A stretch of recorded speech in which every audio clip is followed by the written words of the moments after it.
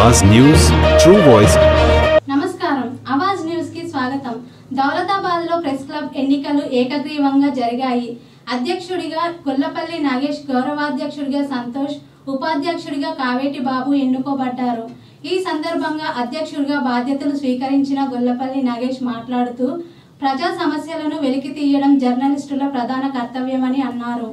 జర్నలిస్టుల ముసుగులో ఎలాంటి అక్రమాలకు పాల్పడకుండా నిబద్ధతతో నిర్భయంగా పనిచేస్తానని స్పష్టం చేశారు।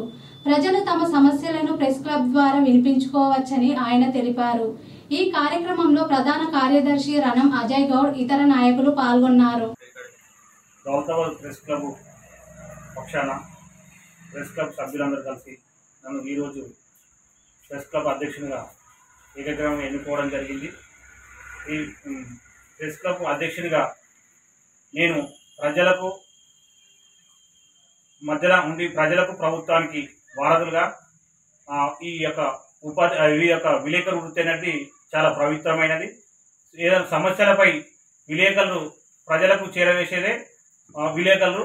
ఏ సమస్య ఉన్నా మేము రాజకీయ పార్టీలకు అతీతంగా ఉండి మేము ప్రజల పక్షాన వార్తలు రాస్తామని, అదేవిధంగా ఎలాంటి అక్రమాలకు మేము పాల్పడకుండా నిజమైన వార్తలు రాస్తాము, ప్రజల పక్షాన రాస్తాము। అభివృద్ధి పైన, తమ గ్రామాల సమస్యలపైన ప్రజల పక్షాన ఉండి మేము నిరంతరం ప్రజల కోసమే నిరంతరం పాటుపడతాం। మళ్ళా అదేవిధంగా ఈ యొక్క విలేకరు ముసుగులో